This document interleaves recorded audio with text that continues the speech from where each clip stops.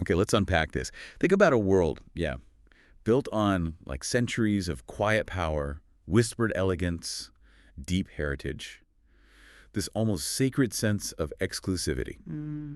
Now, picture that world trying to navigate the blinding glare, the constant noise of platforms like TikTok, Instagram. Yeah. That clash, right? That Yeah. tension between traditional luxury and big tech's whole digital domain. That's what we're diving into today. It really is a huge collision of, well, different universes, isn't it? And Yeah. the source material we've been looking at, it offers a really insightful take on this. Right. It's an article by Mark Abergel, and the title's pretty provocative. Not louder, but higher. Why luxury maisons must reclaim their voice and stage. Not louder, but higher. I like that. That phrase alone, it signals a totally different approach. Abergel argues that luxury brands, chasing digital visibility, they basically entered into what he calls a Faustian bargain with these tech giants. The classic deal. Exactly. So our mission here is to understand that bargain, look at the consequences Abergel points out, and maybe most importantly, explore his ideas, his strategies for how luxury can sort of escape this dependency and, reclaim its influence, its desirability in this digital age. Yeah. And we're pulling directly from Abergel's analysis, but we're also going to connect his points to what leaders within luxury are saying. We've got comments from LVMH figures like Bernard Arnault, Anish Melwani. Ah, okay. So if you're someone who really likes getting into how huge industries deal with these massive shifts and you appreciate getting straight to the key insights, well, this deep dive is definitely for you. Okay, so let's set that initial scene. How did luxury used to operate? Abergel talks about it being in hushed tones, whispered elegance, curated silence. It wasn't pushed at you. Yeah. It was something you sort of stepped into. The power came from the craft, the mystery, and what Abergel calls altitude, that distance, right, between the everyday and the extraordinary. Exactly right. It was an experience, almost a destination in itself. Now, contrast that with, well, today's digital encounter. Abergel says that now a potential customer's first interaction with a top luxury house is more likely to begin and end in the cacophony of a TikTok feed. Wow. Sandwiched between a meme and a political rant.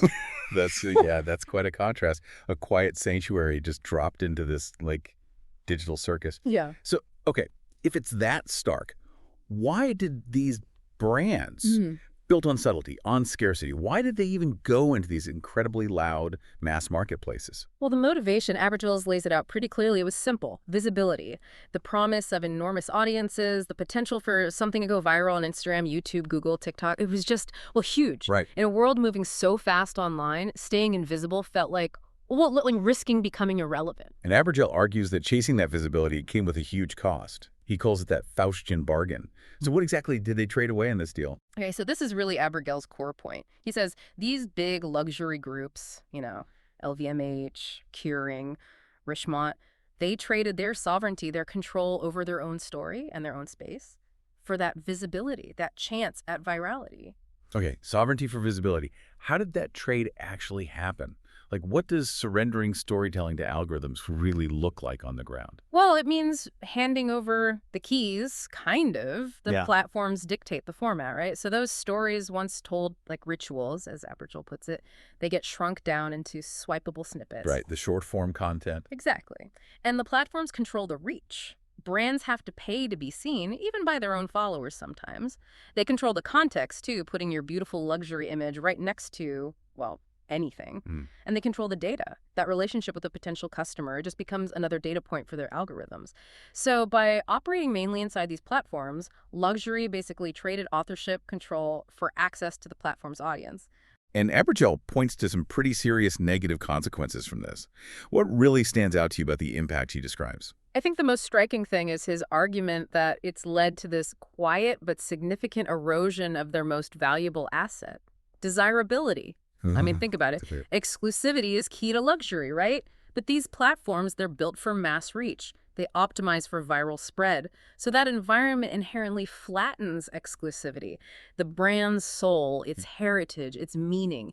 It risks becoming, as he says, just another data point for the algorithm. Yeah, that idea of craft, something so human just being reduced to content for the feed, that feels like a real loss. Abergel uses this really strong visual metaphor in the article, doesn't he?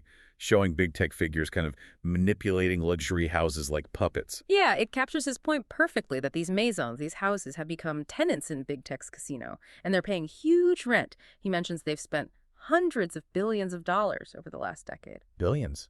Essentially paying rent just to reach their own customers inside a system that Abergil argues is, well, fundamentally rigged against them, building real long-term value. And this dependency, it's something Bernard Arnault, the head of LVMH, has actually talked about. Abergil quotes him from the 2025 LVMH General Assembly saying, "We have never wanted to depend on a single channel of distribution or communication."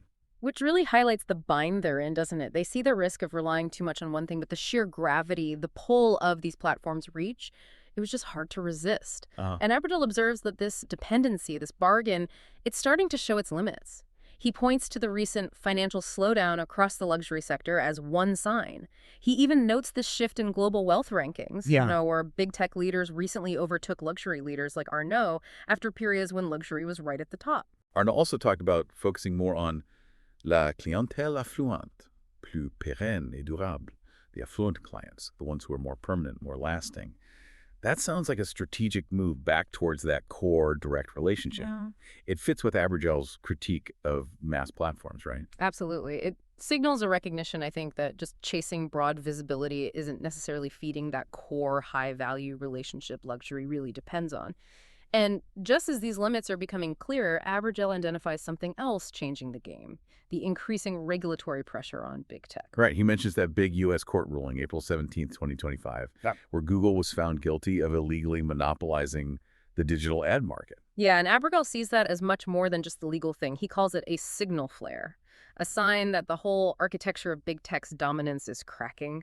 And he notes, similar regulatory efforts are popping up globally, from Brussels to Washington. People are questioning things that used to be just called innovation, but are now being looked at as maybe coercion or monopoly power. So this moment, this fracture in big tech's power, Abergil sees it as a rare opportunity. Exactly. An opportunity for luxury brands to strategically, reset the terms of their Faustian bargain, to proactively reclaim their digital sovereignty, their cultural influence, before that dependency gets locked in for good. Okay, so that brings us to the really crucial part.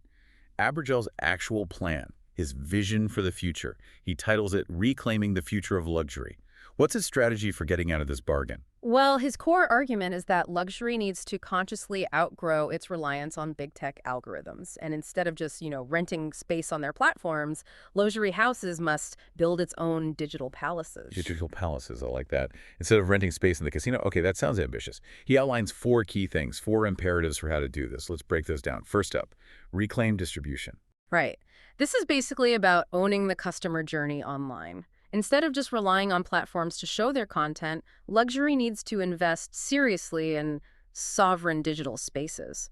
Think really sophisticated, content-rich websites, maybe bespoke apps, private digital communities, spaces that are curated, protected, and insulated from the noise of mass media, where finding something feels intimate, personal, where the storytelling is immersive, not, interrupted or squeezed by what the platform demands. So less like seeing a pop-up ad, more like getting a private gallery viewing, but online. Precisely. It's about controlling that environment. The second imperative he talks about is rebuild cultural intimacy. Cultural intimacy. What does that mean in practice?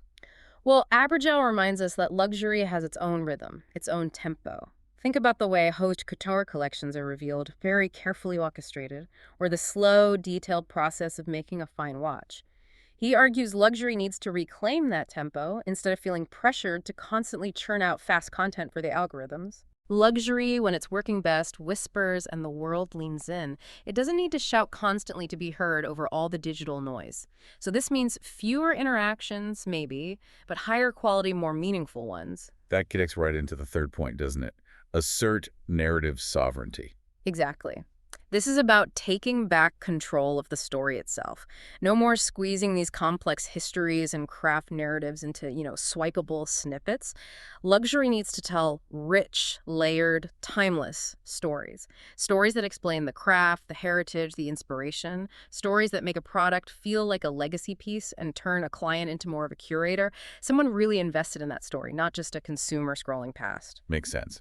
And the last one, invest in cultural infrastructure. Yeah, this is the long game. It's about building permanent digital infrastructures of influence, what Abergel calls cultural operating systems. These could be dedicated platforms or ongoing initiatives for storytelling, for art collaborations, immersive digital events, even digital archives. It's about building desirability based on beauty, intellect, and soul, not on clicks. So not just marketing campaigns, but building lasting digital institutions that project cultural value. That's it. He uses another visual showing figures standing on cracked big tech logos labeled Reclaiming the Summit. It shows this isn't just about getting off the platforms, it's about reaching a higher ground altogether. You know, this really echoes what Anish Melwani, the chairman and CEO of LVMH North America, said recently. Abergel quotes him from the 2025 Milken Institute conference, emphasizing independence. Melwani said, "True luxury is where there's genuine scarcity underneath. Having our Maisons be independent and autonomous allows each Maison to use its own heritage to create that feeling of desirability." That quote is a perfect match for Abergel's call for sovereignty, isn't it? Building desirability on what's inherent, the real value, not just the fleeting visibility you get from somewhere else. Abergel uses a fantastic analogy to hammer this home about controlling the channel, the context. He asks, would you sell champagne at a gas station? No, of course not. The setting totally kills the product's value. Exactly. And the digital environment, that's the new distribution channel. And for luxury, Abergel's saying these current mass platforms, they're the digital equivalent of a gas station. They actually degrade the product and the experience. He also draws a really interesting parallel to Bernard Arnault's strategy back in the 90s. Arnault invested massively in owning the physical distribution, building those amazing flagship stores, vertical integration. Right. Arnault saw those as strategic choices to master the customer experience, not just shops. And Abergel frames today's digital challenge exactly the same way. Just like luxury had to own the physical store experience to control its image and value, now it has to own the digital platform, the digital narrative. It's not enough anymore to just post an image or run an ad. They need to control the whole digital environment where the brand encounter happens. So this isn't just like a defensive move because big tech's landscape is shifting. Abergel's actually positioning it as an offensive strategic move. Precisely. It's rooted in this core belief, which he attributes to leaders like Arnault, that luxury is fundamentally culture, not content. Its real power lies in nuance and resonance, not just noise and reach. You know, Arnault himself said back in 2019 he saw himself as an ambassador of French heritage and foie culture, linking luxury to Versailles, Marie Antoinette, really emphasizing that deep cultural root. Right. Abergel's argument is simply that this deep cultural foundation needs its own digital stage to really flourish. So it forces these luxury maisons to make a really big choice, doesn't it? Mm-hmm. Either keep going down the easy path, chasing visibility on mass platforms, but risk eroding their core value. Or choose the harder path, the more deliberate path of building their own digital world, which needs huge investment, a long-term vision, absolutely. Yeah. But it ultimately means reclaiming their story, their control, and ensuring that desirability lasts. It's like shifting from just renting the stage to actually owning the entire theater production. Yeah, and Abergel's final point is that this moment, with these regulatory cracks appearing in big tech's dominance, this is the critical time for luxury to make that shift, to move its focus from just visibility towards influence, from chasing reach to cultivating reverence, from being seen everywhere for a second to being felt deeply, meaningfully in spaces they control. He argues that the brands, the maisons, with the vision and the guts to reclaim this narrative sovereignty, they'll be the ones who not only survive, but actually define what aspiration looks like for the next century. They need to learn to speak again, as he says, not louder, but higher. It's a really powerful call to action, I think, for an entire industry that's grappling with its identity in this radically changed digital landscape. So the really distilled takeaway from Mark Abergel's perspective is pretty clear. Luxury is at a crossroads. The old strategy, chasing visibility on mass digital platforms, it came at a cost, a real cost to its core identity, its desirability. But now, because the power dynamics are shifting, there's this opportunity, maybe even a necessity, to consciously choose the other path. Build your own digital infrastructure, reclaim total sovereignty over your narrative, your customer relationship. Yeah, it means rethinking fundamentally where and how luxury spends its digital dollars, moving away from being, a paying tenant in somebody else's building and moving towards building that direct, resonant connection on your own ground. Thinking about this challenge for luxury, it makes you wonder about the wider implications. for any brand, really, Yeah. or even creators, artists, individuals. What's the real cost long-term of relying so heavily on platforms that are built purely for mass attention, for algorithmic approval, instead of actively trying to cultivate deep connections and build lasting cultural value on a stage you actually control? That's a fantastic question. It definitely goes way beyond just luxury brands. It kind of forces you to look around and think, okay, which brands, which creators, which voices do you see out there now who seem to be successfully building their own stage? Fostering that direct, meaningful relationship with their audience that feels somehow separate from the constant noise and the shifting rules of the big platforms. How are they managing to get that altitude Abigail talks about? Definitely something to chew on as you navigate the digital world yourself.